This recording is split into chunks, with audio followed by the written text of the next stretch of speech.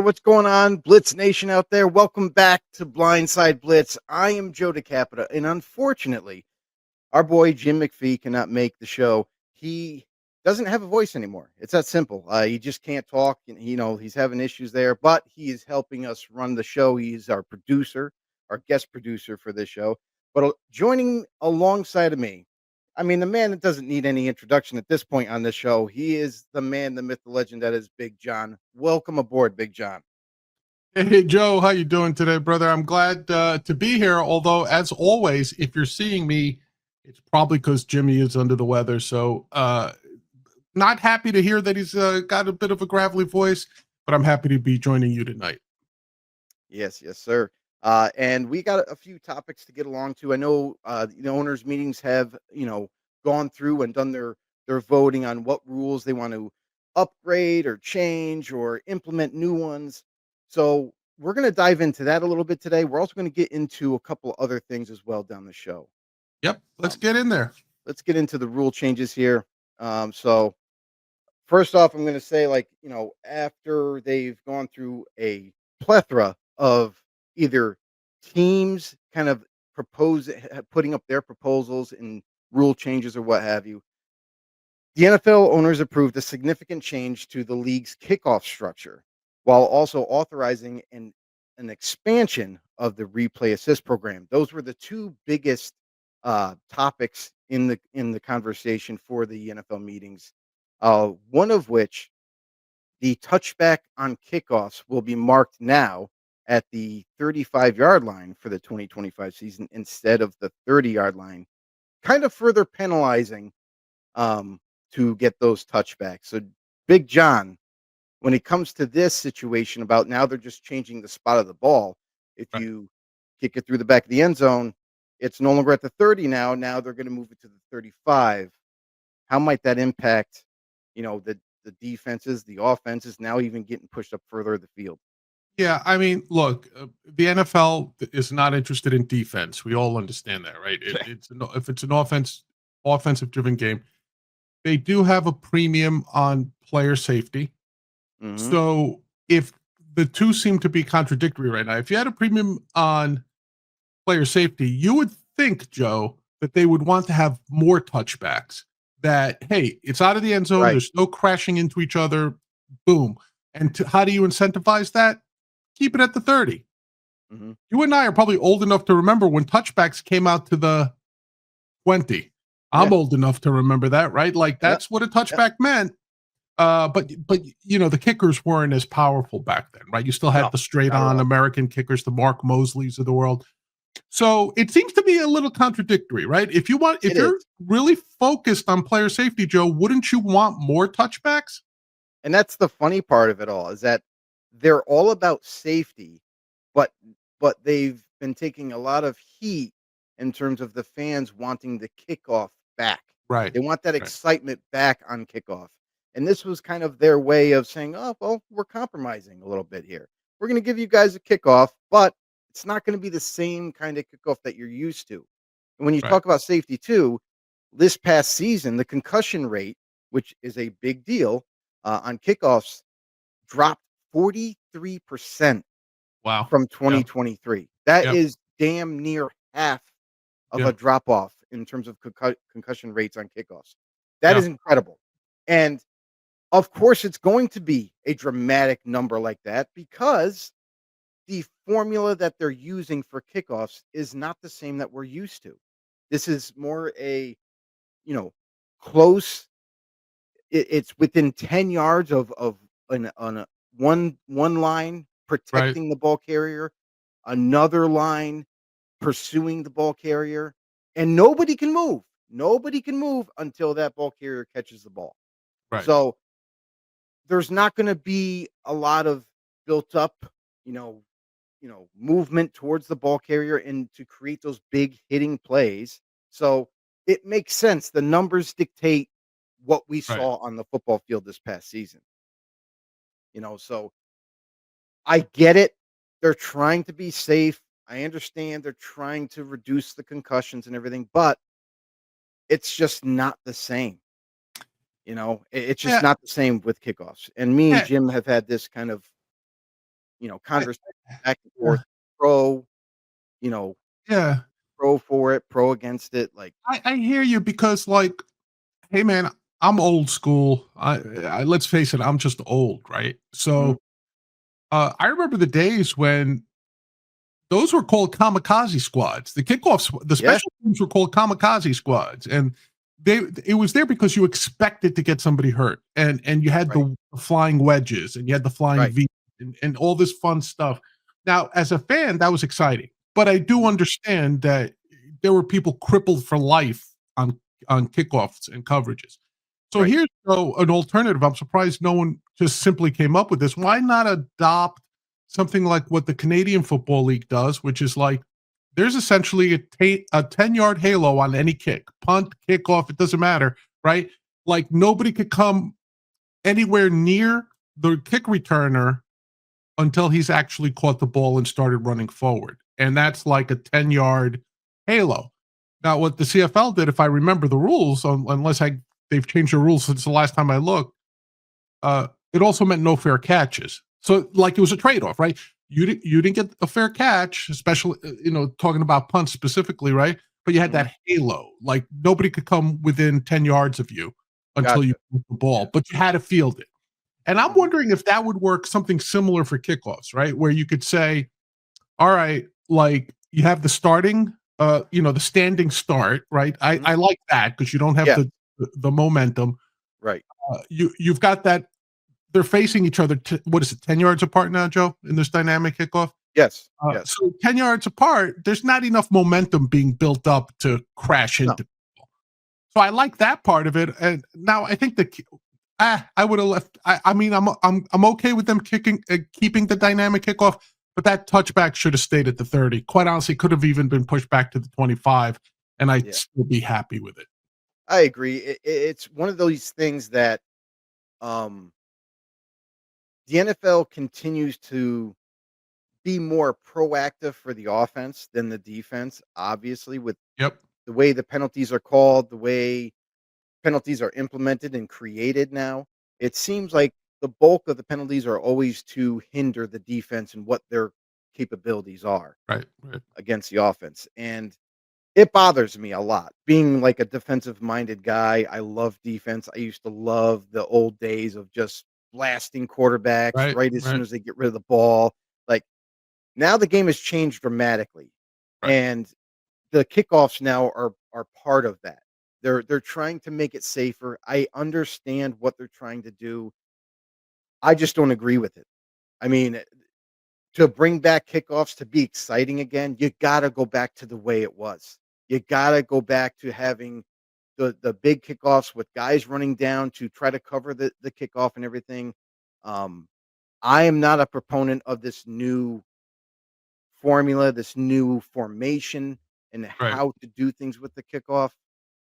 Um, we've had very few kickoffs go for scores, and that's part of the big excitement is Sure. that people look forward to. Now, you watch college football, they still have the same deal.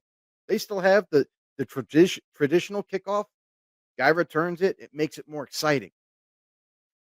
Now we're in a spot with the NFL, which they're trying to make it safe, but also they're trying to kind of find a happy medium to appease the fans, but also try to keep it safe. Yeah. Um, Another thing that they've decided to table, at least for the moment, when it comes to kickoffs, is there was a proposal added to this where formation could change, where they may allow um, like a 5-3-2 formation in terms of receiving the ball, where you Right. have your blockers spread out and whatnot. We'll have to see how that transpires as they talk about it later, Right. a few more months down the road, but that's something that they're looking into as well. So, Well, for kickoffs, go ahead. yeah, I was going to say for kickoffs, the other thing, probably you're going to start seeing the development of kickoff specialists who are going to be very adept at kicking the ball high and Mhm. dropping it in that landing zone.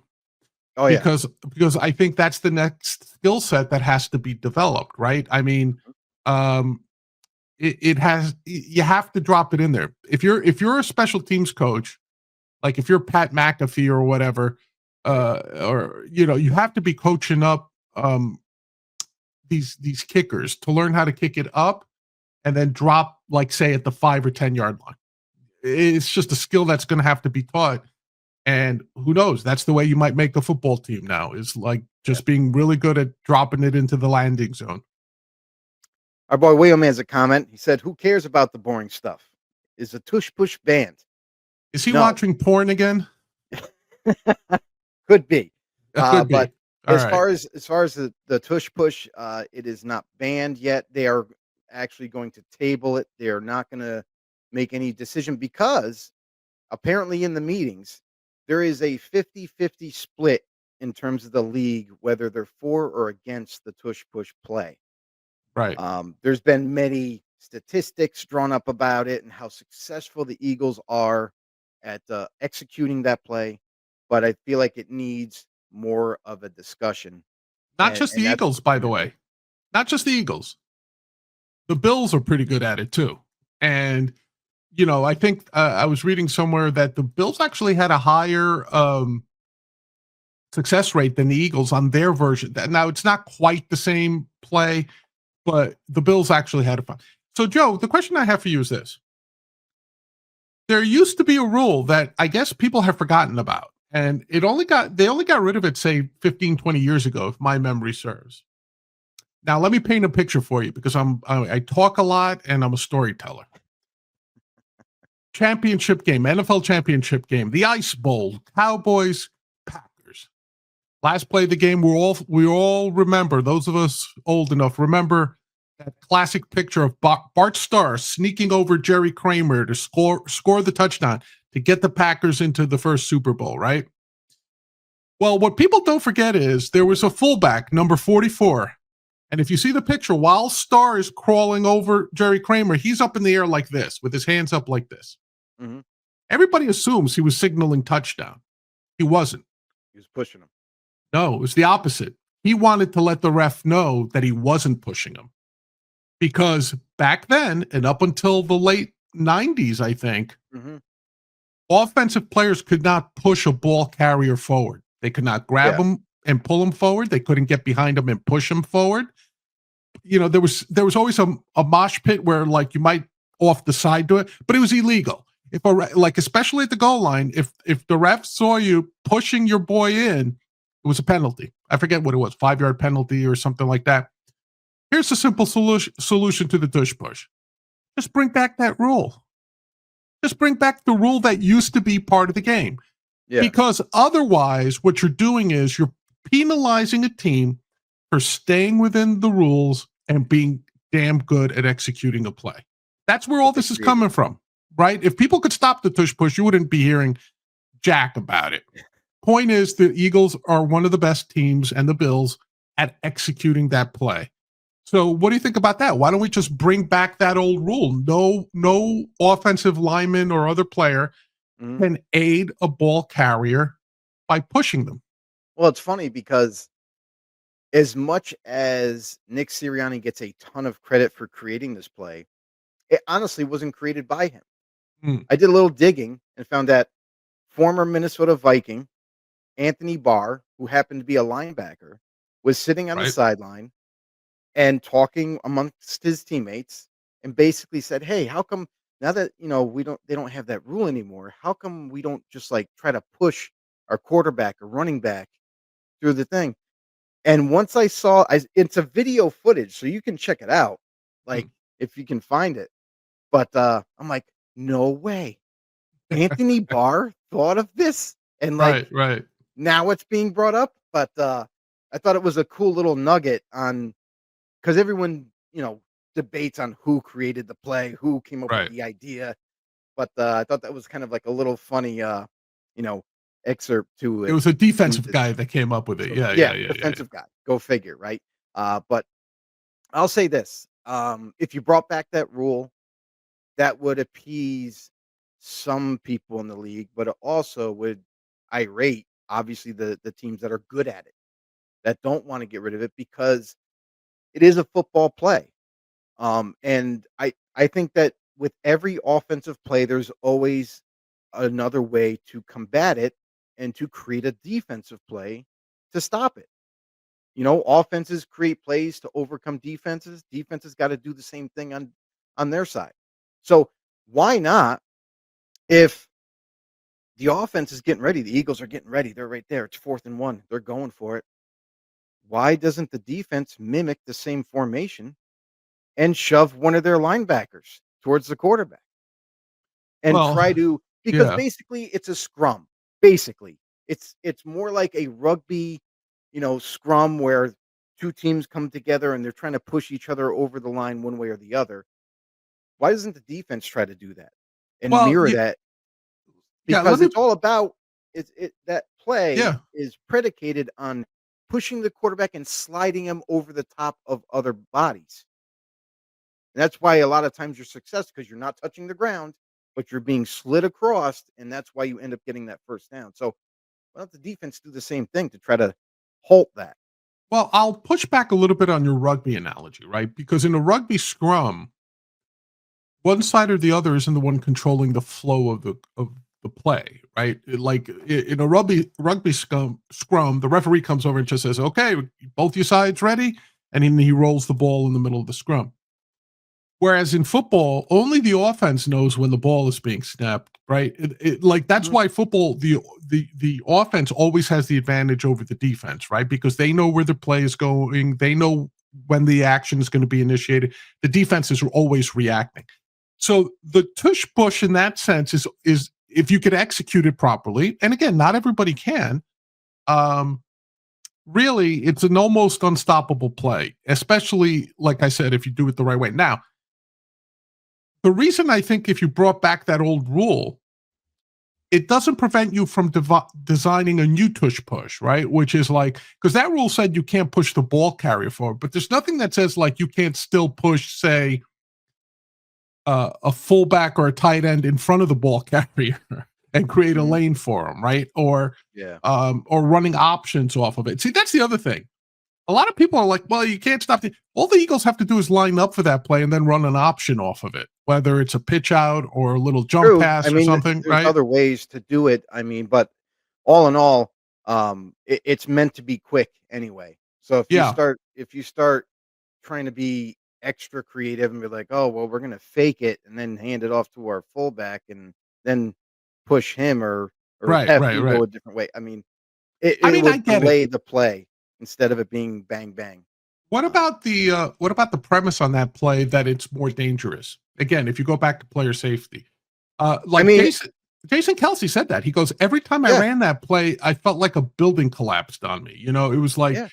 he admitted that play is super dangerous and it's risky, It's and people dangerous get and hurt. risky for Yeah. everybody involved, the offense Yes. and defense, because we've seen injuries happen. Look at the Super Bowl. Chris Jones, he hurt his neck in that play Right. where they tried to do the tush push again, and he ended up getting hurt, left the game, never didn't return after that point. Right. Right. And, although it was out of hand a little bit, it still begs the question of how dangerous is this play because maybe that's the reason Jason Kelsey retired. Was just that had to be a major part as being the Right. center for the Eagles, and he said after games, he's like, "Man, I feel like I got ran over, like, by 5 trucks.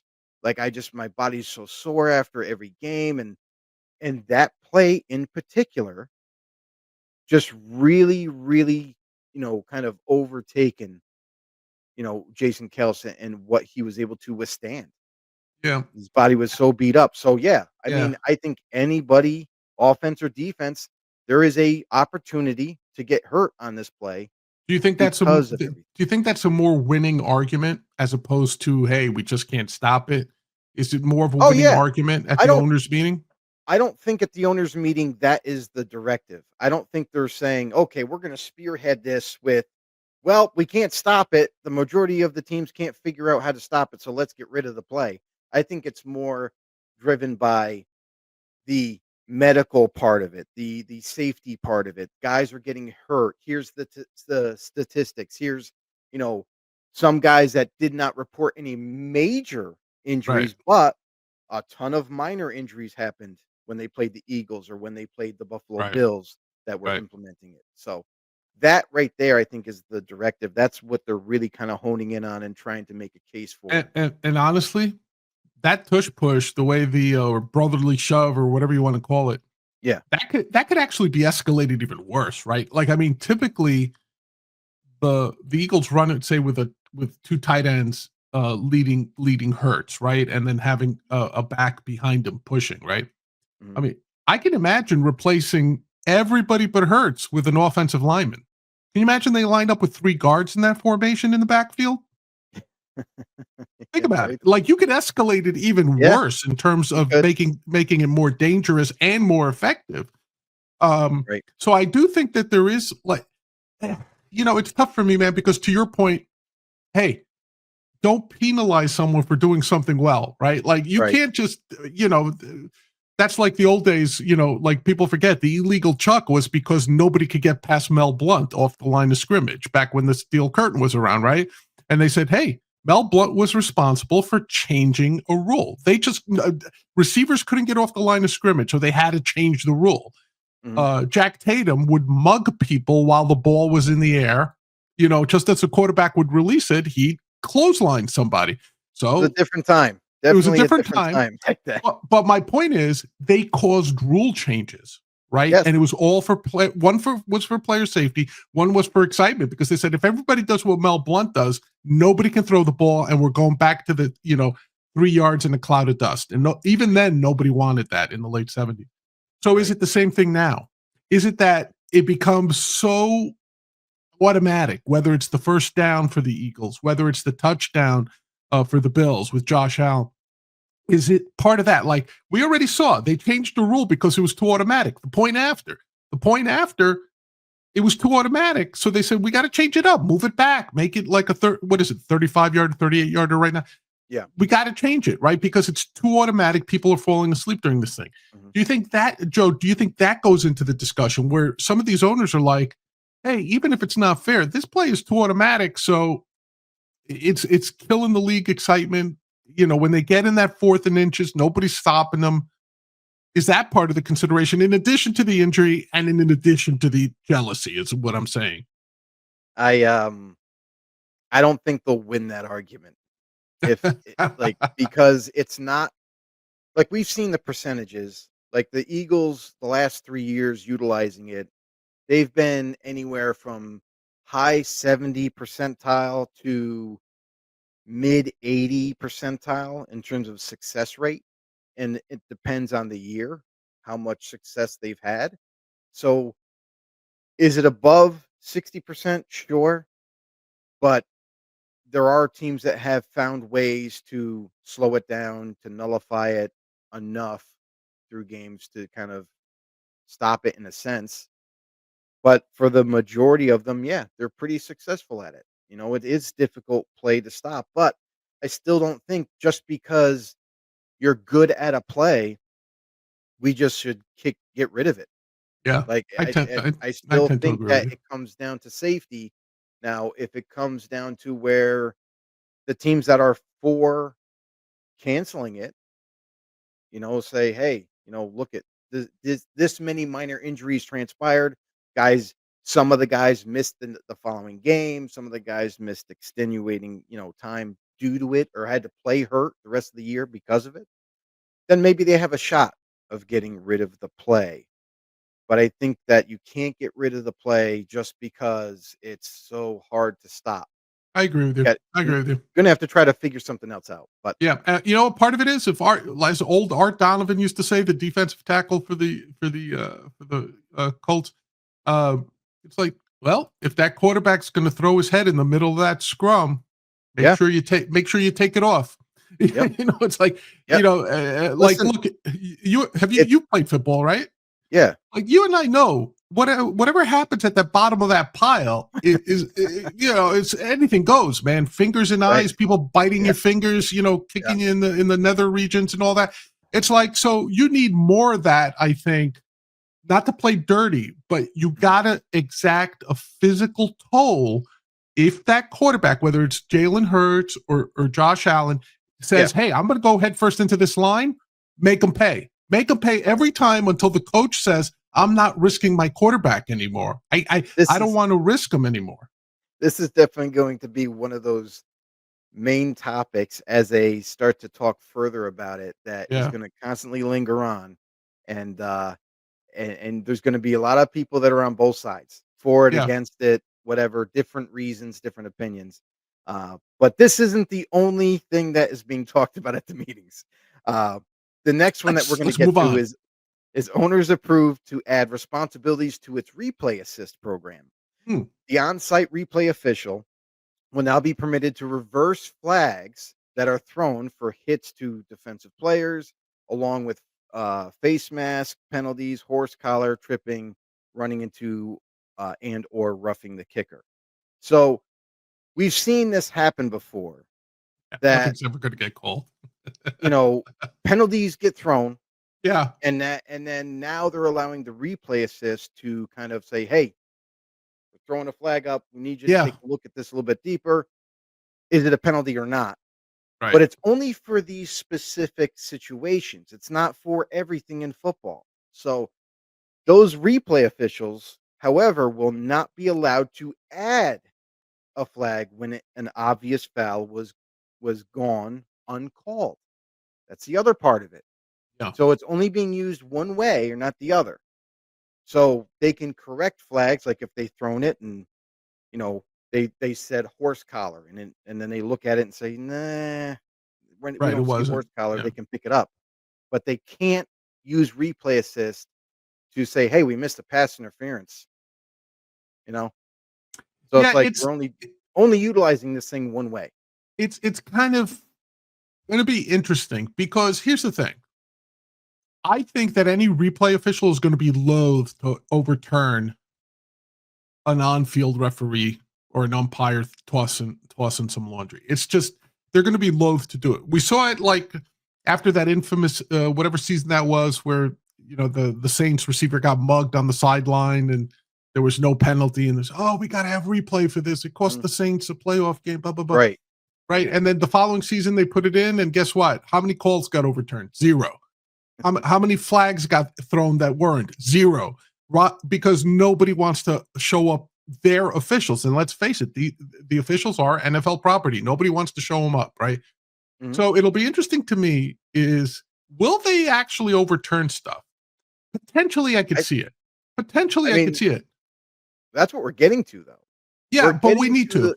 We're getting to the point where, I mean, it's been self-evident. We've seen over the past amount of years where we're like, how come that wasn't called? Well, wait a second. How did you call that penalty when there was nothing there? Like, how do you call it from across the field? I don't understand. So we've seen situations where penalties are called or not called, Right. and we're losing our minds at home as fans. Of Like, course. I don't Yeah. understand. This is just the tip of the iceberg, by the way. I feel like as we start to get to using replay assist, getting more efficient with it, we've already witnessed that there's technology in this game that we're going to get to a little bit later in the show that is being implemented for this upcoming season. And I think that with this replay assist, I think this is kind of the starting point where they're going to be like, Well, well, let's see let's what. see how this goes. Yeah, but Let's I let's have see how it goes, and then we Yeah. can reconvene next meeting. Like, Yeah. were we successful? Were we not successful? What can we tweak? I have two questions on that, Joe. So one is going to be what I just said, like, will replay officials be willing to correct on-field officials? Because yeah, the rule is there, but will they be willing to actually step in and do it? And then the second thing is the culture of refereeing itself, meaning because of they know that a flag could be overturned, Mhm. are they likely to throw more flags? Meaning, like, hey, if we get overzealous in calling things, we've got our asses covered. Sort of like right Yeah. now, if there's a turnover, right, or maybe there's a turnover, the referees are told to swallow their whistles. Why? Because they'd rather let the play go on and then have Right. somebody say, "Hey, it wasn't a turnover. Right. He juggled it or whatever." Mhm. Which is, I think, the correct way of doing it in that instance. Yes. will it cause though the same type of thing? Like, hey, I don't know if that was holding or not, or whatever it is, pass interference or roughing the quarterback. I'm going to throw the flag anyway, and if I'm wrong, New York's going to correct me, or the booth is going to correct me. Will that slow down the game? Will it cause more flags to be thrown, and then combine it with the fact that the booth is going to be less likely to step in and overturn it? So do you think referees will change the way they call games if they know that this rule is in place? I don't think you can as a referee. You can't change how you call a game because now you're going to show if the amount of penalties that get thrown for Right. this upcoming year increased dramatically just because of what you said. Well, they Yeah. got a backup. They're gonna bail us out if we get it wrong. That just shows the fans that hold on. So you guys weren't gonna call that a penalty, but now that you know that you have backup, you're gonna throw more penalties. So that tells me like, okay, you guys aren't as in tune, or you're not as this to decide Yeah. like without a doubt, like, oh, that's a penalty or that's not a penalty. This leaves that cracks the door open a little bit to saying, hey, how many times have these guys called it fairly then? How many times have these guys Right. now that they gotta have some assistance, Right. and I think this is a good thing. If you're a referee, even if you're not supposed to throw the penalty anyway, unless you absolutely see it with your own eyes and believe what you see. Right. You're not supposed to guess. And that's Right. what I feel like sometimes it does happen. Nobody's perfect. Referees are human. They're going to make errors from time to time. But this is a chance to kind of get it right. That doesn't mean throw more penalties because, well, I don't really think that's a penalty, but I'm going to throw the flag anyway. And then if the replay sees otherwise, then I'm good. Right. I Well, don't think yeah, that should be the mentality going into it. it shouldn't. But the question is it? You're right. I agree with you. It shouldn't It at shouldn't all. be. But look, man, we see that when they get told points of emphasis, all of a sudden the calls change, right? Like They do it Jawan, more. right? Jawan Taylor, right? He got away with false starts and illegal formations most every play that first Mhm. season with the Chiefs until True. after having to listen to Collinsworth bitch about it incessantly. Then all of a sudden it became a point of emphasis, Mhm. right? And then all of a sudden around week 4 or 5 or whenever it was, all of a sudden he's getting flagged every other play, false start, illegal formation because he wasn't on the line, right? And they kind of and he's still, and if you ask me, Jawan Taylor still hasn't run a clean play for the Chiefs, right? But so we know that if the league office starts saying, "Hey, emphasis, take a look at this," or "Don't look at this as much," we know the referees respond to that stimulus, right? So Yeah. in this particular case, if it's like, hey, if you're not sure if it's a late hit on the quarterback, toss that flag because, hey, Mhm. if you're wrong, if you were overzealous, Mhm. the booth is going to bail you out. But at the same Yeah. time, if you do that, you got to tell the guy in the booth, like, hey, they're not your buddies down there. No feeling No. sorry for them. You call it. And then the other thing is the pace of the game, right? You Because know what? for them, The pace of the game, to me, it's all about how you execute what you're trying to do. yeah, Like I've seen in college football, they review a ton of plays. Like actually review them. And in real time, they get to the point, they look at the video once or twice, they make a right, decision, they call it, let's move on. College football should be a great indicator for the NFL. Be like, oh, listen, this is how it's supposed to function. This is how it's supposed to work. This is the speed in which we should be making calls, right, not have 5-minute conference calls in the middle of the football field deciding who saw it the best. What angle did you have? Did you really see that? Did you not see it? Like these small little meetings, and that's what fans get really amped up about is because why is this taking so long? And then when you have the instant replay to look at, for some reason, we got two commercial breaks that just went by, and you're still looking at the footage. Like it shouldn't take that long to figure things out and move on. So my thing is, if the referees can't handle speeding up their process of making a call and looking at the evidence or not, then you need to find new referees that are going to do that, because there's guys out there that are definitely more efficient on how they move the game along, on how they decipher calls. Right. They're out there waiting for an opportunity like the NFL.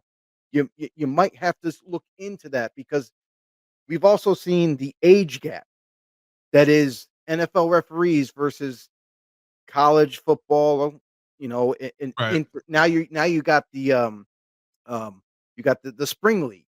You got USFL and XFL and everybody kind of coming together. Now you have that. Those are guys that are, yeah, it's a little bit tweaked, but still, guys would love Right. to be a referee in the NFL. So like, if that's the case and guys aren't being efficient enough and not doing their jobs, Right. it might be time to kind of turn that over a little bit, that position. Right. No, I agree with you. I agree with you. Another proposal that got approved is coming from none other than the Philadelphia Eagles, to give each team a guaranteed possession in overtime during the regular season.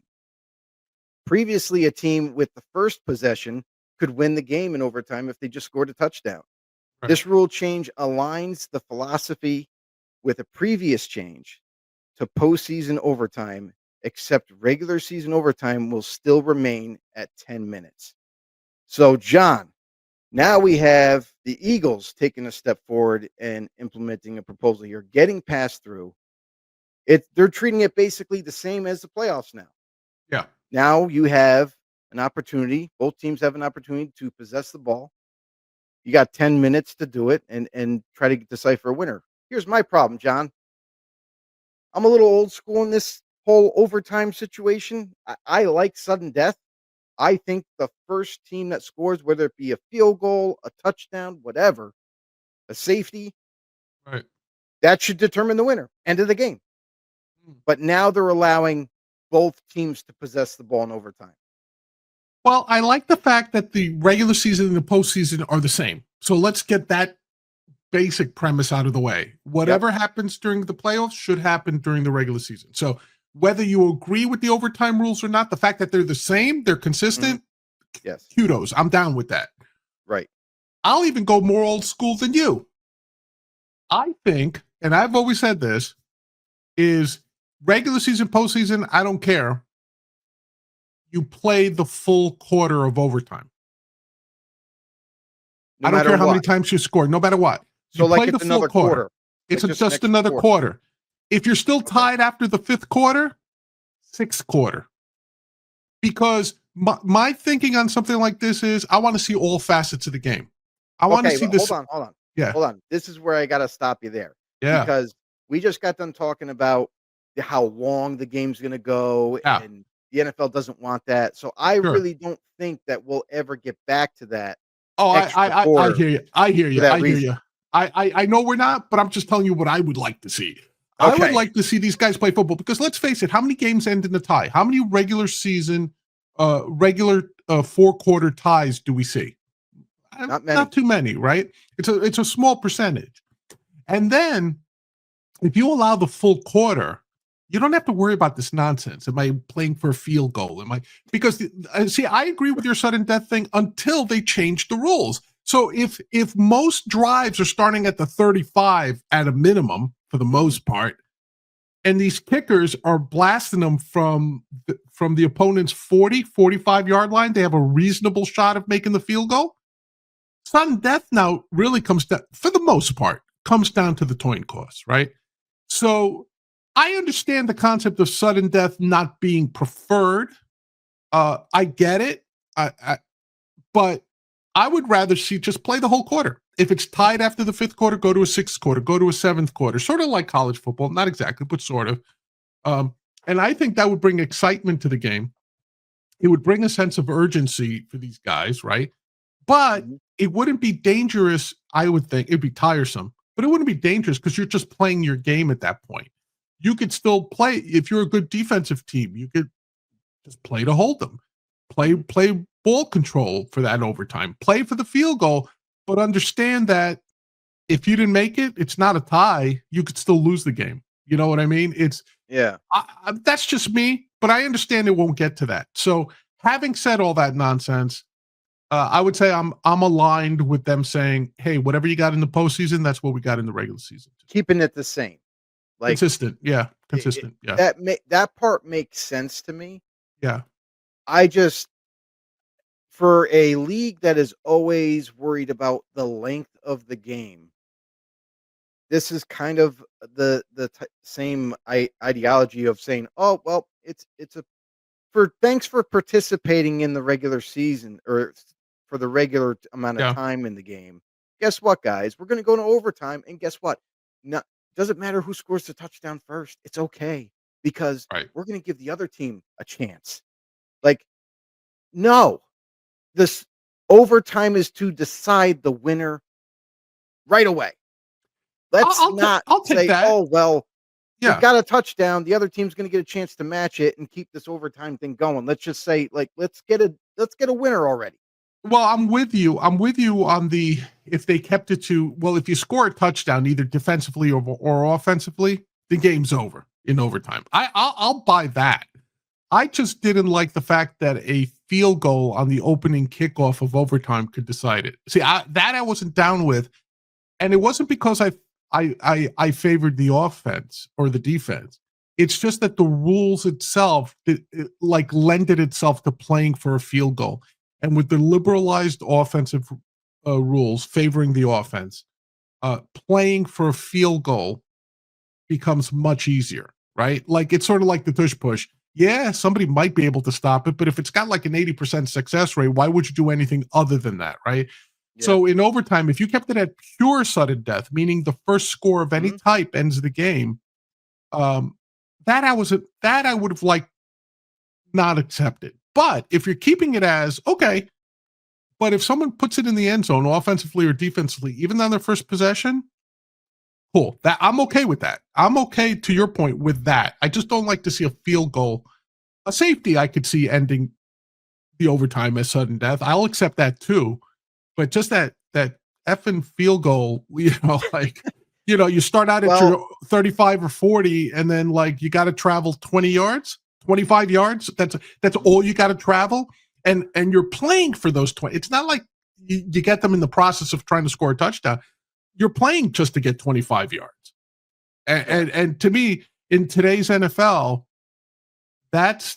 you're putting too much of the onus on the defense to be miraculous at that point. And that's why I would be against that. I get it, but I just want the game over. If you got a good enough defense, you can get them to stop. You got a couple of chances to get them 3 and out. And if you can't, and they make the field goal, because there's no guarantee that they make a long field goal. Right. And if they miss it and it's a turnover and now you got your shot, you did your job. So there's always going to be that, oh, well, the other team just didn't get a chance. They ended up kicking the field goal. Okay, but at least it didn't last 15 minutes. At least it didn't last any kind of long duration to decide. And that's the other thing too, is even with overtime, sometimes they go the full 10 minutes. Yes, very rarely. Haven't figured it out. Very rarely, but very rarely it does end up that way. Hey, let me just, since we're tossing ideas out, would you be okay with, sudden death, first score wins, but you start out at your own 20? Yeah. Yeah. No kickoff. You just start out at your own 20. That would be fine. If you score first, see, I would go for that. That would make sense. I would go for that. Okay with that. Yeah, I'd go for that too. Yeah, because the defense now can play defense, and they could play for field position, whatever. It's that extra 15 yards, like on the touchback. Now you're starting out at the 35. If a guy has any sort of return, I don't know. Right. I mean, but at least they're consistent. I'll give them credit for being consistent. At least the NFL is consistent in this. Right. Yes, right. Exactly. Right. Another one that we had is approved. They approved the request to add additional specifics on prohibited actions that would violate the league's unsportsmanlike rules. You got to explain this one to me, Joe. Joe, you got to explain this. The throat slash gesture, the simulating firing or brandishing a gun. Okay. So you don't have to do this. or display the nose swipe. So I don't understand the violent nature of the nose swipe for a celebration, but it's in there.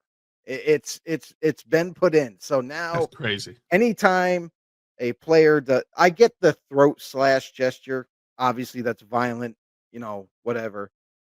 The simulating firing or brandishing a gun, okay, violence. We're trying to get away from that. We don't that shown on public TV.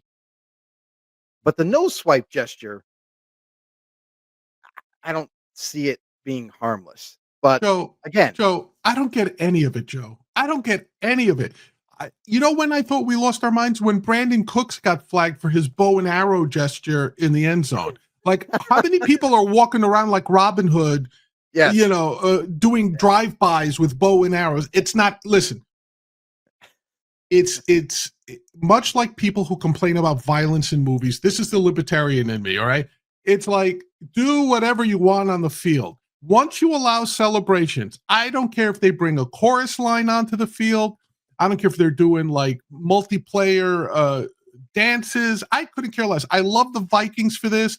Every time they scored defensive touchdown, I couldn't wait for the new Selly dance to come out. Like, I am a fan of all that stuff. Taunting has to be, honestly, I think it should be a penalty, but I wouldn't do strict rules about it. You know what I mean? I would have the referee in that moment say, hey, you taunted the guy. You put a football in his face. To me, that's much more offensive than what?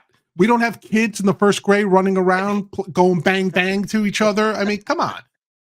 Like, this is nonsense. I think so. It's different for me because taunting is definitely part of the NFL. It's part of every layer of football.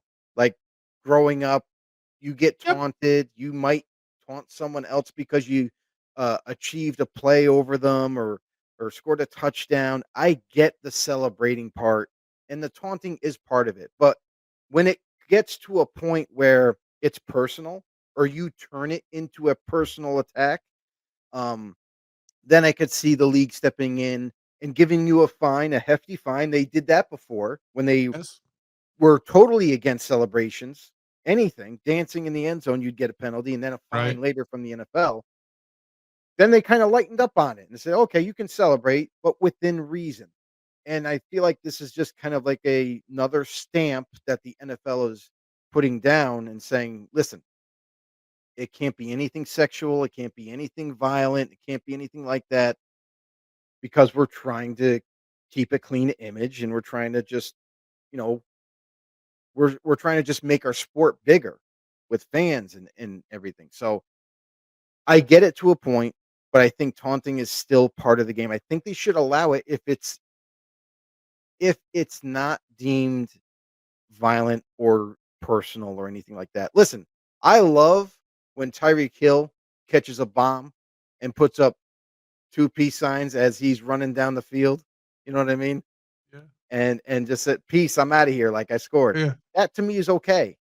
But when you have all these things about like maybe it's being seen as like a violent act, or if you pointed guns at another player and did it, I get it because now you're making it a personal thing. Yeah, I still But wouldn't do it. In my opinion, I I s- still wouldn't do it. You know what it is? Look, I think that they should be allowed to have fun. These guys are the best judges of who's taunting who, the players themselves, I mean, right? Mhm. And there's always trash talking going on that we never hear about as fans, right? But if you were to put a mic on that field, and they were to let it go uncensored, you would be hearing a lot of stuff, and a lot of stuff that would make even sailors blush, right? So Mhm. it's like, so that part of it doesn't bother me. I think it's this constant micromanagement of the NFL, what the NFL thinks it wants to project.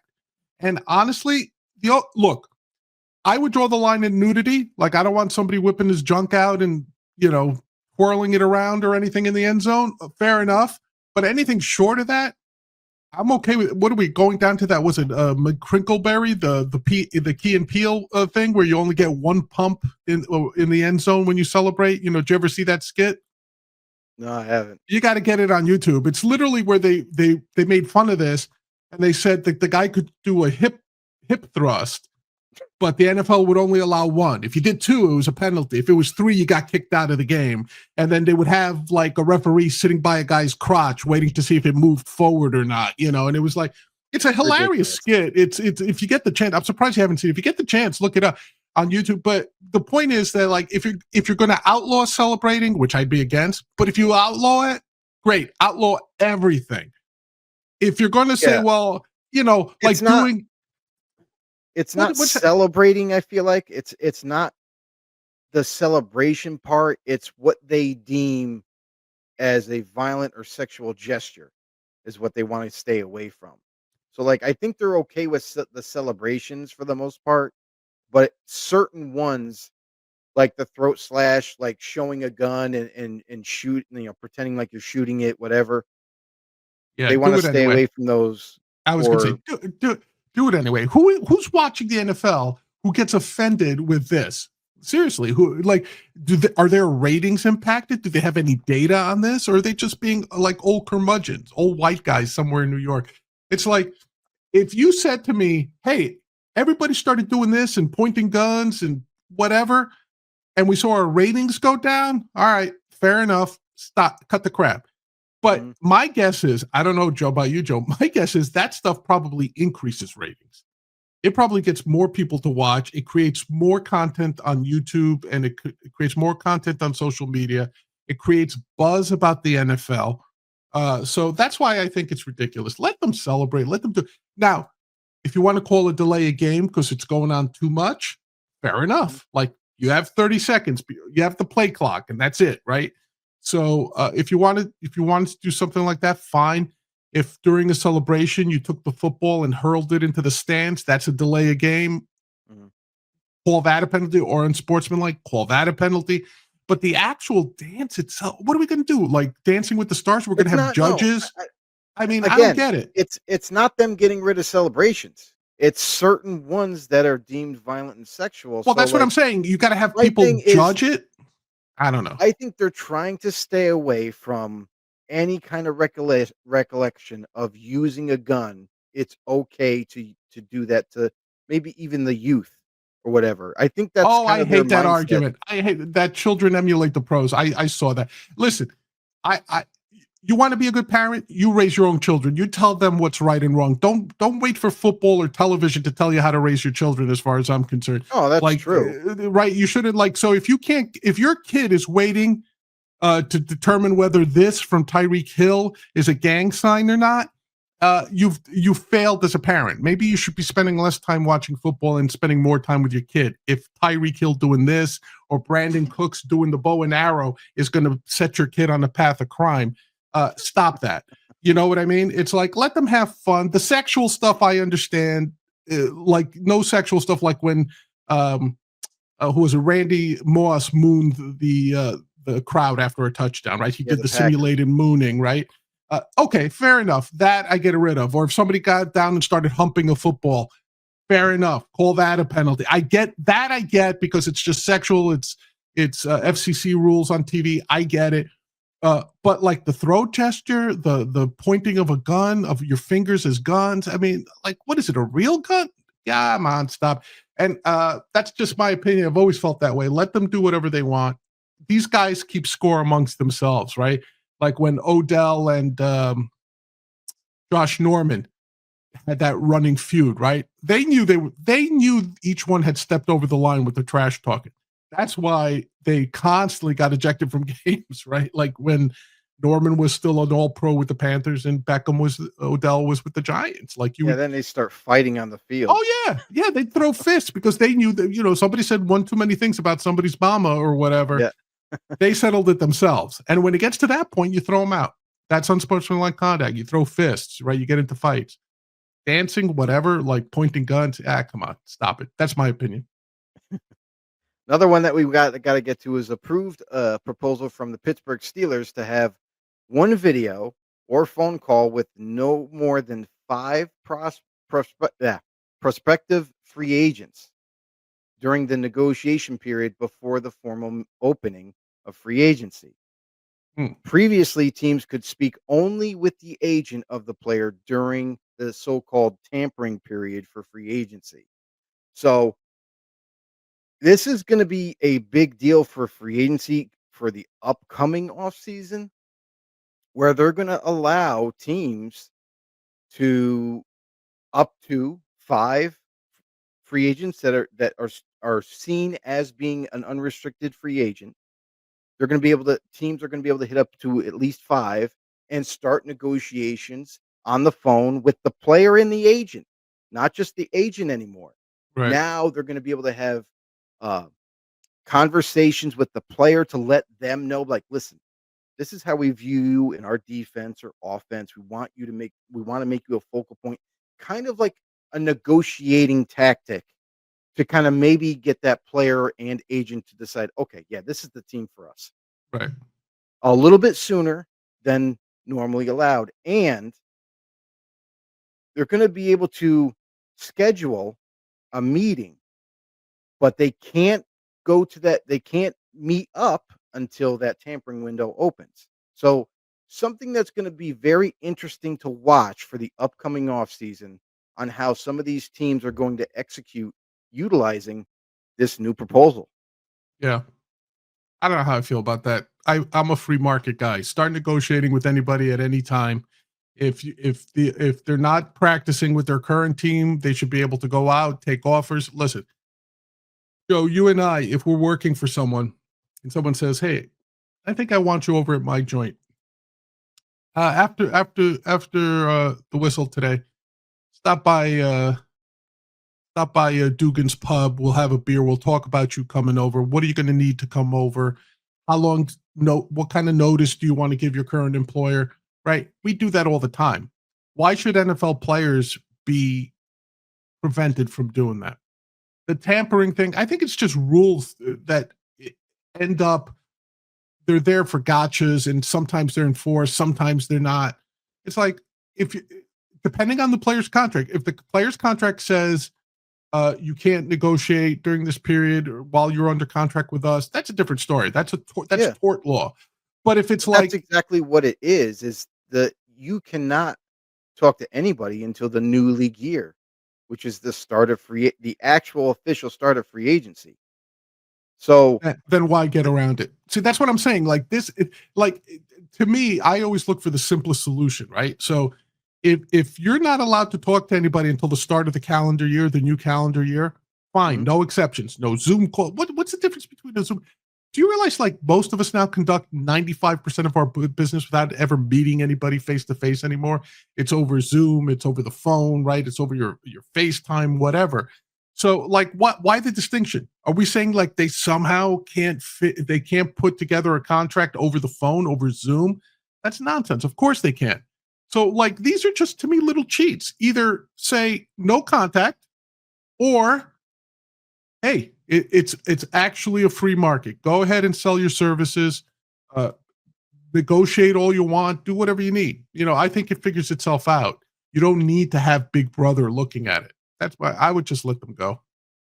I think this is a different take because a lot of times, actually all the time when it gets to that tampering period where agents are talking to the teams, "What do you got? What's the number in mind?" You know, you start to see every single free agency that happens in that tampering window, enormous contracts get agreed to just based on numbers. It's not based on how we're going to utilize the player. Does the player even, what I mean? He doesn't really get much feedback in terms of X's and O's. This way, teams can literally talk to the player and let them know, like, this is how we're going to use you. This is we want to make you a major part of our offense, defense, whatever.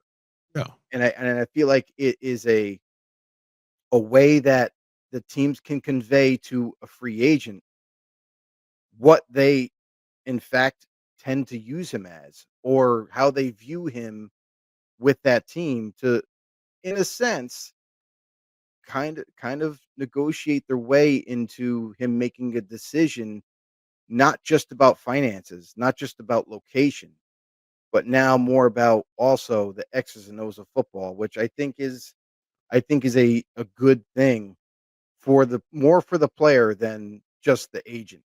So I don't know. I actually kind of like this. I I like think it, but I'm saying just why even the cloak and dagger? Just like go ahead, fly him out to your campus. Why is it restricted at all? Fly the guy out. Fly the guy out, fly his agent out, fly his girlfriend out, fly his mama out, whatever it takes.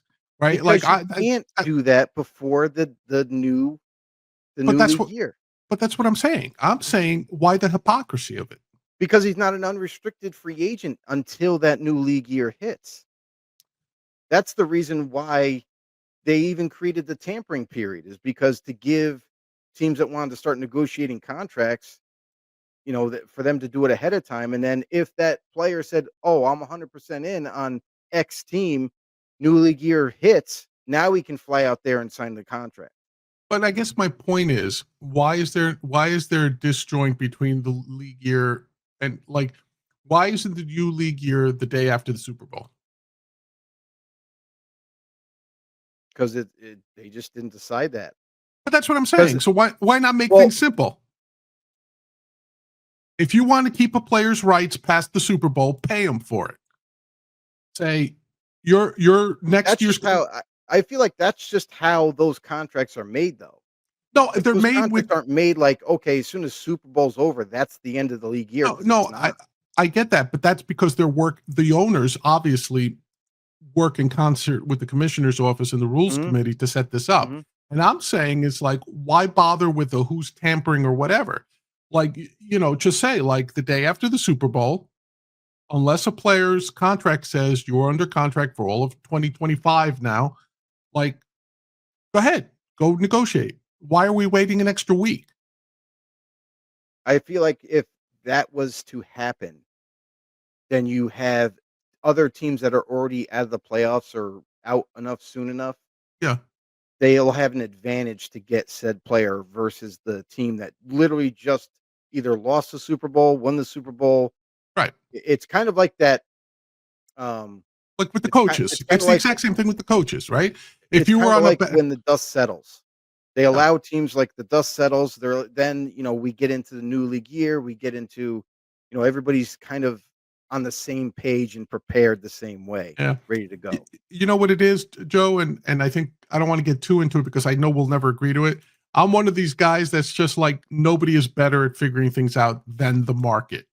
So, like, let the market settle itself, right? You've got a player under contract, great. When that contract ends for that year, he's a free agent. Again, if his contract were to come up, like say, so if somebody was supposed to be a free agent in 2025, day after the Super Bowl, they're a free agent. You want them around your facility now? You pay them, or you negotiate with them like, hey, we've been together for 5 years. Hang out an extra month. We'll get it done. Blah blah blah blah. And if the player trusts the owner, then he'll stay. If not, he'll go out and ply his wares. Like I mean, these guys have a limited window to earn money. Yeah, Let them I go mean, but out, maximize their value. Let them sell themselves. but they Uh, do that anyway. Like that's why they all either agree to the highest contract regardless of the situation, right. or or they make it or they make a smart decision and they're like, you know what?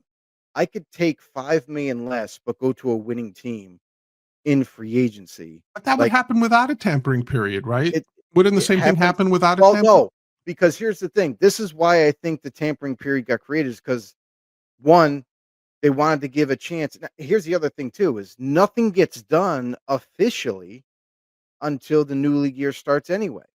So the Right. tampering window is just a chance to give all teams a leg up on contract negotiations for any one free agent. And a lot of times, what happens with this tampering period is the fact that players, agents, they basically decide on who just pays the said player the most money in the tampering window. That's why I think where this scenario is where teams are gonna have a chance to talk to not just the agent and talk numbers, but they're also gonna be able to talk to the players and give like a whole open book on the reason why he should choose that team, kind of like a recruiting thing for college football in a sense. And this is the money we're going to be able to give you, and this is how much guaranteed, and this is how we see utilizing you. You're going to be a focal point. I feel Right. like it's going to be a broader amount of information that the player himself can make a decision off of. All right. We'll So see what happens. Actually, let's see. We got William, who's been waiting patiently for us to answer his question. Jimmy Haslam admits that Deshaun Watson trade was a mistake. With 2 years left on Watson's contract, Haslam's comments feel like a public dismissal, hinting Watson's time in Cleveland might be over. How does Watson react to this, Joe? he doesn't get a chance to react to it. It's whatever's going to happen is going to happen. And for Jimmy Haslam to come out and say, "Oh yeah, we effed up. I'm sorry, guys. We traded away our future. We gave him all the money that we had, like big, enormous contract. We screwed up. It's not just a little screw up though. It's a major screw up. This has literally set your franchise back again, even though it wasn't too far long ago where you made a playoff run. Right? So now, admitting fault and saying, "Well, we're going to look to move on from Watson." Well, that's the problem. You can't just move on from him, at least financially yet. Right. There has to be, I think there's like 2 more years until they can get out of that deal to where it's not going to hurt them too much. But, dude, the damage has already been done. And Cleveland, he's not this is he's the not playing reason. this year, right? Bad He's not gonna decisions Yeah, continue to be made in Cleveland.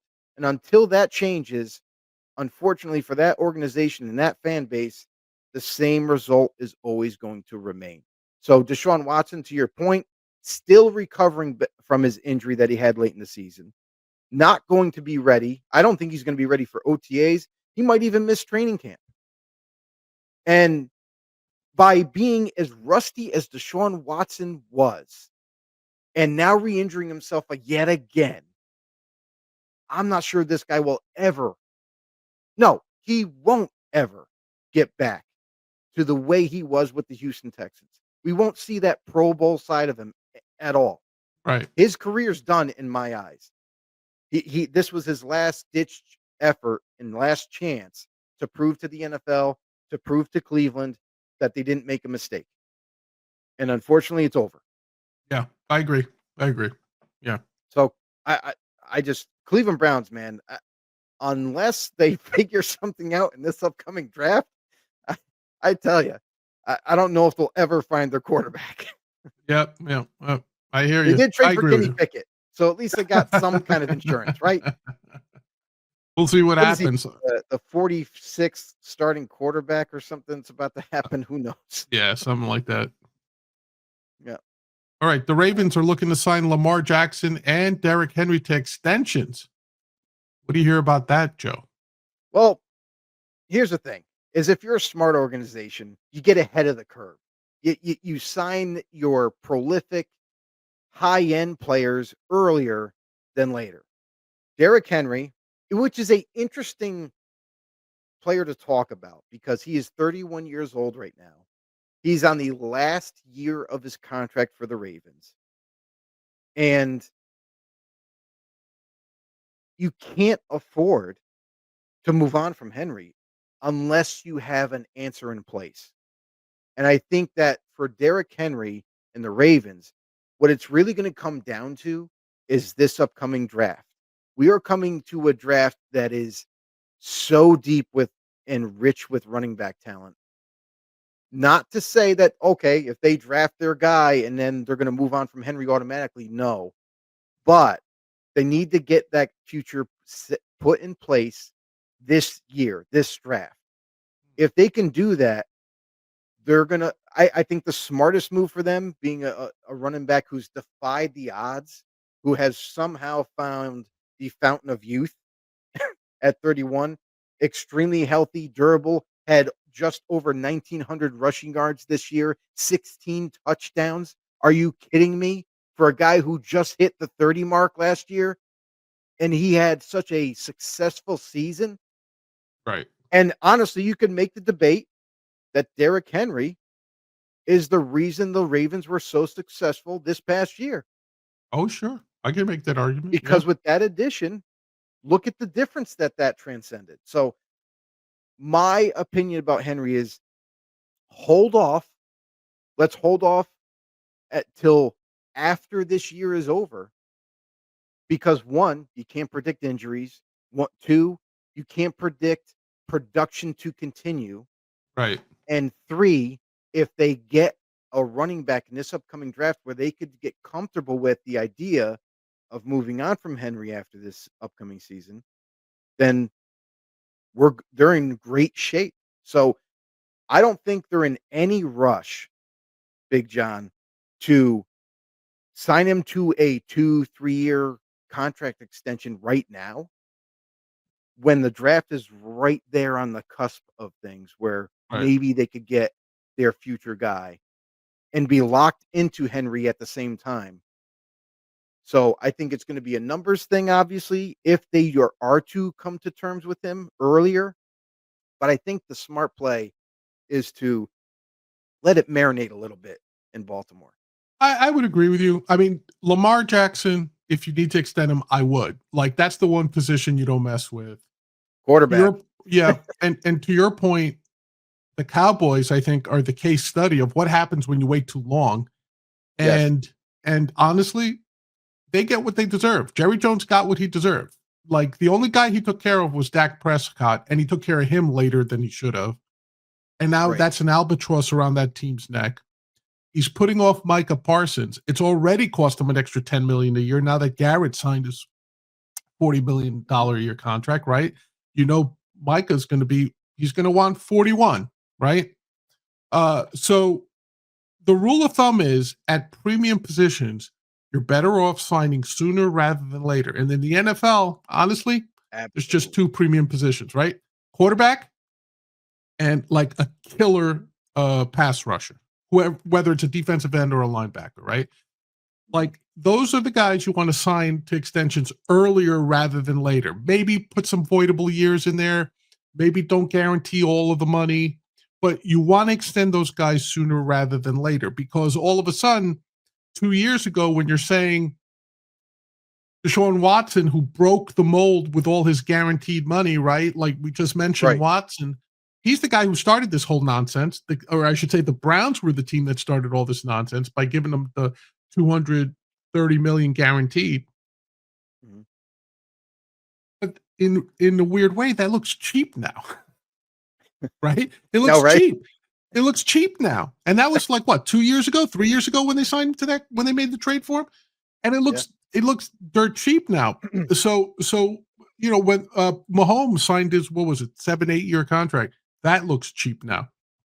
The smart teams, when they know they've got the player they want at the most important positions, they will extend them early, and they will extend them like a little bit past their due date. Yes.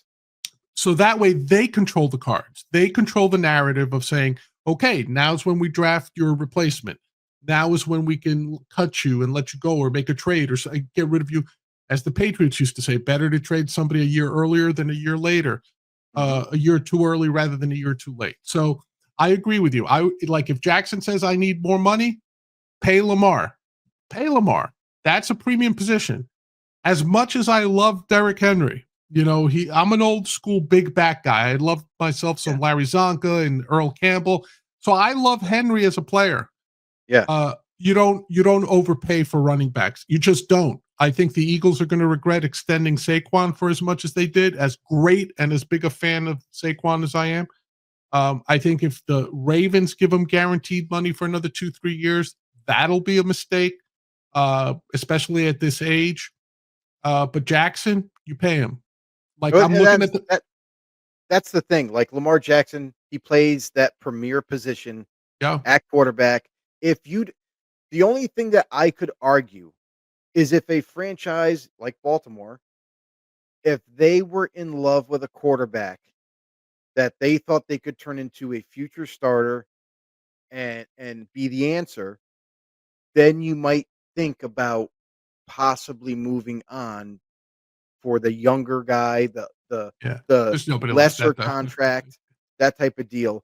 But if you don't have an answer there yet, then you have to lock them in. You have to do it early because In 2026 and in 2027, his last 2 years, he's making a cap number in 26 is 74.5 million, but his base salary is 51.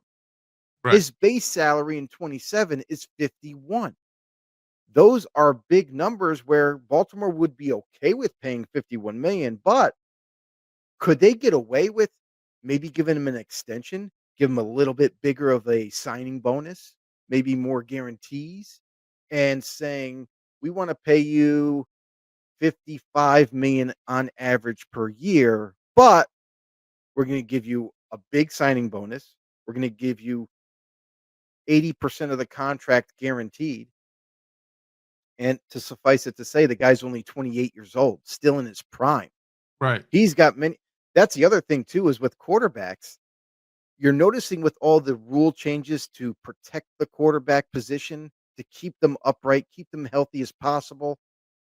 Quarterbacks nowadays can last until they get close to 40 years old and, you know, have a pretty long term Well, certain success. types of quarterbacks, right? Like Yeah. a running quarterback, and Lamar to me is on the precipice of saying I could be a pocket passer. I don't think he's quite there yet. I agree No, not at all. he's a dangerous weapon. That's But what bails him out too. right. So when you get to say, will he last till 40? That's all dependent if in the next year or two he starts to transition into the I can hit guys anywhere on the field from the pocket. So when you look at these guys who've lasted till the 40-ish, whether you're looking at Drew Brees, Tom Brady, Kirk Cousins to some extent, Pocket these pocket passers pocket can passers, achieve that. yeah, the guys who are running out of the pocket, putting themselves in danger, wearing themselves down. Let's face it, it used to be that the pocket was the most dangerous place for a quarterback 20 Yes. years ago. Now Yes, it's the it is. safest place for a quarterback, right? Like Right. if a quarterback wants to make sure he doesn't get hurt, you want to keep him in the pocket. So Mhm. so I agree with you. Like, yeah, a good investment in a good pocket passer, all the thing. And for It's right now, it's I'll keep Jackson right now. I yeah, would extend Jackson. it's also a mental preparation thing for mobile quarterbacks more than a pocket passer is Yeah, if you're a mobile quarterback, look at Kyler Murray. Kyler Murray, very small in stature. right. He has a lot of critics, and you can debate right or wrong, whatever. But the one thing that I give him a huge amount of credit is even though he knows he's small in stature, he knows he doesn't want to get blasted. So even when he does escape the pocket, he's smart enough and proactive enough to slide before a guy gets to him, to run out of bounds before a guy can hit him. So if Lamar Jackson can kind of get on the same wavelength as like similar to what Kyler Murray's doing, he can last longer as a mobile guy. He just can't afford to take these hard hits or try to power through a tackle because you still can sustain injury that way. So I agree to your point. Pocket passers, obviously, they Right. tend to get closer to that 40-year mark. Mobile guys, they have to have a way about them to avoid all hits at all costs and to just not get dragged down by Yeah, and, tacklers. So and here's a good prototype for you, Jaden Daniels. I mean, I know we only saw him in his rookie year. yeah. And as good as that guy is outside the pocket, he's just as good inside the pocket, and Mhm. and he's very accurate. So a guy like that, you could see now that he's young. Let's say you put some more muscle on him. You could see him playing the way he does, the way Lamar does, the way Josh Allen does, getting out of the pocket, getting 50, 60, 70 yards rushing a game. Yeah. But you could also see him if he had to, he could stay in the pocket and be just as deadly because he's very super accurate. Talking about quarterbacks, Lamar Jackson is the first player in league history to produce over 4,000 yards passing and 900 yards rushing in the same season. Yeah, I mean, he's a great weapon to have. But I think that's a little yes. deceiving because if you look at the numbers, if you're a pure stats nerd, which I'll cop to, you look Mhm. at those numbers and say 4,000 yards in the season he rushed for 900. Man, he must be a good pocket passer as well. But that's not necessarily the case, right? Like Right. Like, Right. there's still that thing that if he's not running, say for the sake of argument, he tweaked his knee. He can still play, Mhm. but he just can't take off the way he used to. Right. Can he beat you from the pocket? Can he sit there on 3rd and 12 and consistently find the open receiver and deliver the ball? And I think the answer, if you're watching the games, is he could do it, but not consistently and not to the level of other people that you would label a pocket passer. So I Correct. think that's the difference, right? Like, yeah, he's got the yardage. Mhm. And again, this is not to crap on the guy. He's an No. awesome weapon. That we're not saying Yes. anything. I don't think we're saying anything to the contrary. But for his own career, for his Mhm. own longevity, Mhm. and if you want to earn even more dollars that'll Right. go beyond 2-3 years, you got to start transitioning at some point. And that means the Ravens have to transition. They have to go from a run first offense where he's part of the running game, meaning Lamar Jackson, to being a different type of offense. And let's see if they're willing to do that. Right. Right. Um, Another thing that I wanted to bring up too is the fact that, like, for this upcoming season as well, it's been announced that the NFL is going to use Sony's Hawkeye technology Now to tell me measure about first this. downs. Yeah, I didn't hear about this. Tell me about this. And it's interesting because we've seen how technology has been implemented in the game, and we've seen the markers that they put on the field. That's all done Right. by computer, like the 10 yards, and you get the first down marker and all that. Now they're enhancing the amount of technology they use in the game by spotting the football. And this Hawkeye technology is going to have sensors in the football, which it already did. They just haven't used it to its full capacity. Right. And now they're going to basically use it to spot the football by using this new technology. And also, it's going to dictate first downs or not. So instead of the referees taking a guess, or one referee on one side says it's a yard short, the other referee on the other side says it's a yard past. Now this new technology can be like, you both are wrong. It's right here, smack dab in the middle, and the nose of the ball just got a first down. So it's taking or at least that's what they're aiming for, is taking the guessing part out of spotting the football and acknowledging if it's a first down or not. We've seen too many times, Big John, big, massive pileups at the first down marker. They're trying to run the ball to get that thing. Now we're going Right. to utilize this technology that's going to say, "Oh yeah, that definitely touched the line to gain. Oh yeah, that was past it." Or it's going to go the other way. Oh, yep, you're just short, didn't make it. So now it's going to take that guessing work out of it. Hopefully, anyway, we'll see how Yeah. well it works. The idea, in my eyes, is amazing if it can work to the ability that they're hoping it does. Um, and takes a little bit of relief off the referees in terms of spotting the football all the time, whether they're right or wrong. Now you're going to utilize this newfound technology. However, the backup, everyone's wondering about. Oh, what about the chain gang? Are they just going to be obsolete? Nope. They are still going to be on the sidelines, and they will be the backups if the technology fails or isn't as Right. accurate as they were hoping. So Yeah. I love it. that's that. I love it because listen, when I played ball, it was like one of those things like, how do I know this chain gang isn't moving 2 feet back every time You we get a never know. first down? You never know because as a player, you've got your eyes on the first down marker. Right. And yes, it's always 10 yards from from the original line to gain. But like after the first down, what's to prevent the guy from taking 2 steps back? And I don't even mean on purpose. I mean like just human nature, right foot, left foot. You could take a 100-yard football field and change it into 101 yards, 102 yards, just by constantly going back 6 inches, 7 inches. So there's that. Then there's also like you said, take the brotherly shove. We were talking about that, the tush push. Mhm. Once that sea of humanity envelops Jalen Hurts, how do we know where the ball is at any given point? Replay doesn't help, right? Because you can't see the ball clearly.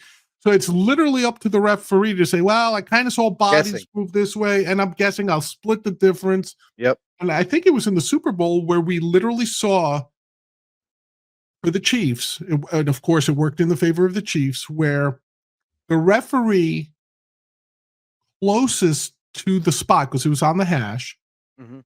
ruled it short, and Yeah. then the line judge from the other sideline ran all the way in and moved it forward a yard for the first down. And that's with replay, by the way. Yeah.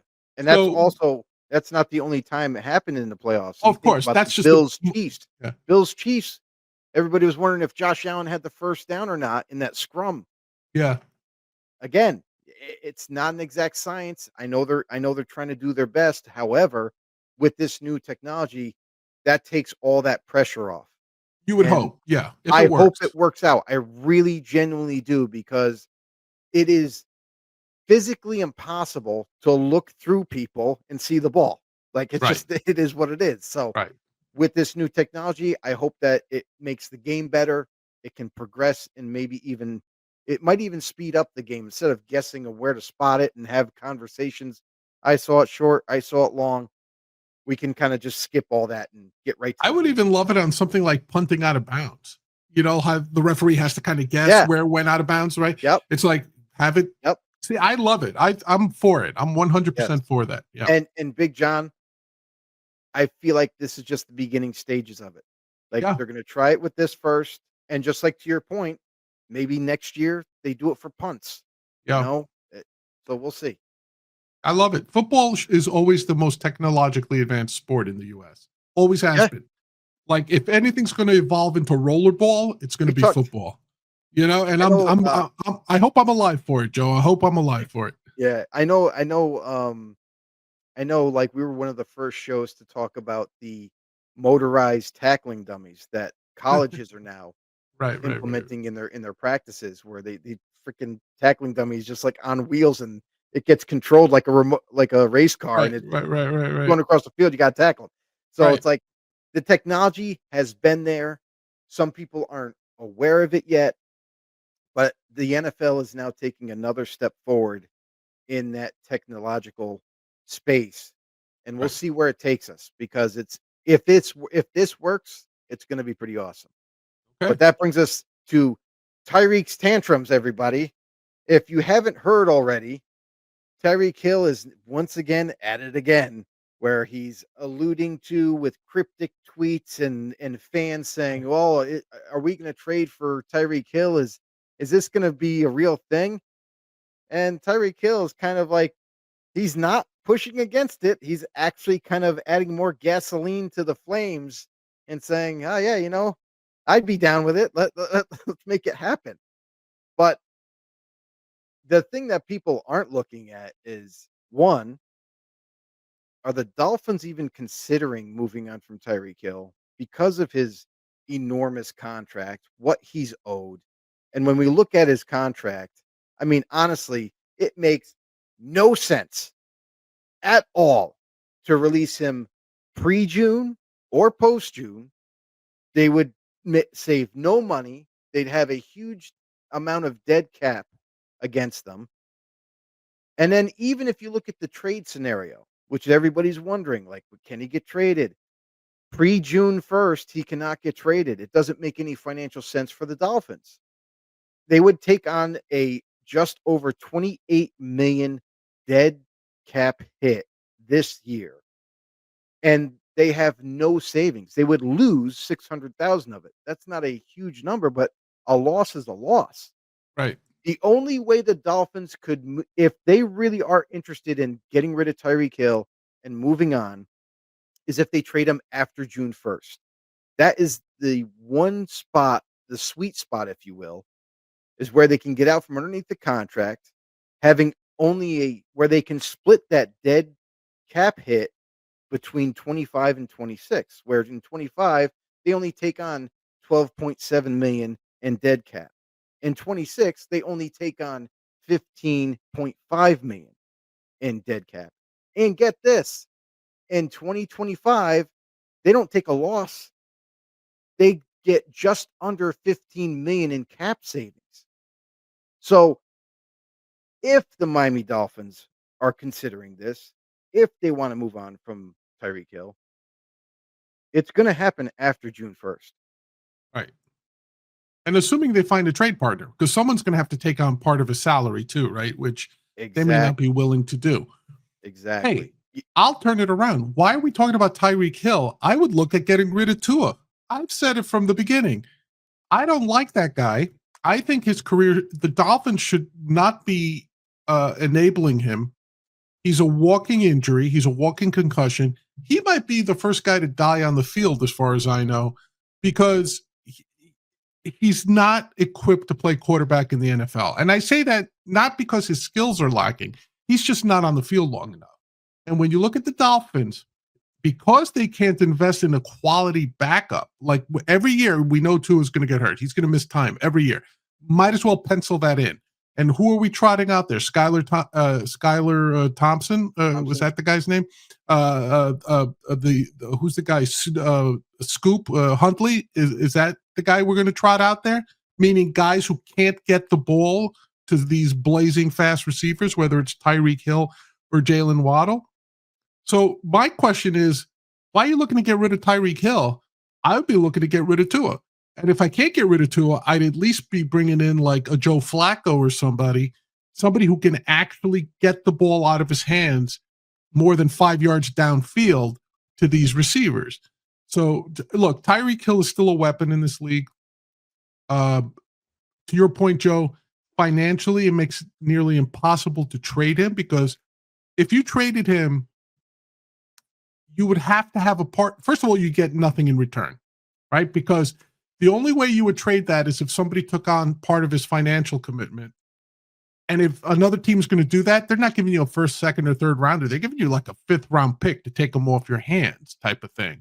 So it's not going to be this. Right. The only reason you would, if you're the Dolphins, you consider doing it is if Tyreek Hill has become a locker room cancer. That would be the only reason that I could think of. And at that point, a 6th round pick and a toaster will do, right? Because you're just trying to get him off your team. Mm-hmm. But if you're doing it for strategic purposes, I don't think it makes that much sense. And like I said, if I'm the Dolphins, I'd be worried less about Tyreek and more about Tua. Like, I don't care how healthy he appears in the offseason, and you got to look out for that. Tyreek, with Tua, you got to have an answer before you move on from a starting quarterback, and they don't have it. And in this offseason, they signed Zach Wilson. Right. A guy that's young in his prime still. Can he be a starter? Nobody really knows. He hasn't amounted to just yet, but the Dolphins bring him in. They're going to try to work with him, and maybe with the creativeness that they utilize in their offense, maybe they can kind of untap some potential out of Zach Wilson, maybe. But unless you have an answer at that quarterback position, we've seen it before.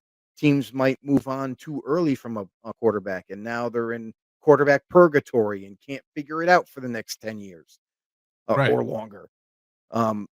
So this is the kind of thing where, like, for Tyreek Hill, and we've heard numerous times, and granted, we're just hearing things coming out of locker rooms. We're hearing from journalists that are reporting on the team. Don't know if it's factual or just made up. But at the same time, like, we've heard Tyreek Hill kind of being a little bit of a toxic person in the locker room. We've heard that before. We've seen his off-season escapades, True. And it's like, maybe it's getting to that time where you could move on from him. Yes, you're not going to get a lot in compensation in return, but maybe you get a beginning day 3 pick. Maybe you could get a 4th rounder, a 5th rounder, something of that nature. Because of his contract being so high, you're not getting a day 2 pick, a 1st round or anything like that. Like you mentioned, John, that it just doesn't make sense. So unless the organization is saying we've had enough, we want to move on from him, it's going to happen after June 1st. It's the only time it makes sense. That's what would happen. Dolphins are fully planning to move forward with Tyreek Hill. We've heard that too. Like, they are confident in him. So, I mean, I think this is kind of just a rumor that spun from a fan base type of thing. Other fan bases getting together and saying, "What would it be like if we traded for Tyreek Hill? Let's get this thing going." And let's face it, a lot of it comes because Tyreek shoots his mouth off, so it's only natural to speculate. But Right. again, a lot of his frustration last year came from when Tua's not around, Mhm. that he becomes a non-factor in these games. And True. listen, I'm in a fantasy league, homeboy league. It's a keeper league, been going on since college. So for me, that's almost like 30 years, right? Yeah. I Yeah. paid an arm and a leg to get Tyreek on my team a couple of years ago. Last season, I traded him after the second game that Tua got hurt. I was like, I got to get rid of this guy. Anything I could get from this, anybody that I could sucker into taking him off my hands, because he will not produce because the Dolphins refuse to invest in a backup quarterback. Now, Zach Wilson's there now. Maybe they're learning a little bit. Maybe he could be Baker Mayfield 2.0, Sam Darnold Right. 2.0. Maybe. I don't know. But at least he's got an arm on him. Mhm. No one, we've doubted his football smarts. We've doubted Zach Wilson's, I don't know, chasing after his mom's friends or whatever. But the one thing no one has ever doubted is his arm talent, right? Right. He's got a good, strong arm on him. I've said it many times, Joe. Watch any of those Dolphins. All of them have to slow down for Tua's deep passes.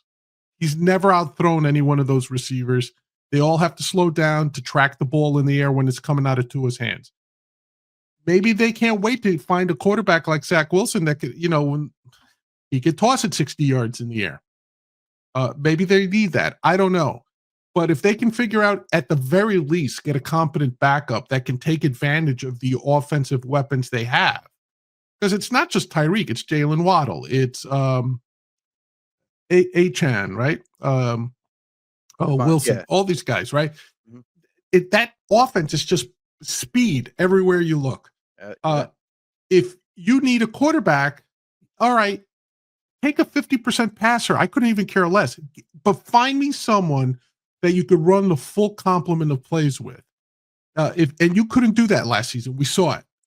Both those backups were, not as human No. beings, but as players, they were worthless. Just They could yeah. not execute in that offense. So, yeah, I think the Dolphins have a lot more to worry about than whether or not they need to get rid of Tyreek. They don't need to get rid of Tyreek. Figure out your quarterback, because as much as you think you've got it figured out with Tua, I'm here to tell you you don't. Yeah. And I wouldn't be surprised by signing Zach Wilson as a backup, a guy who's young. They can work with him.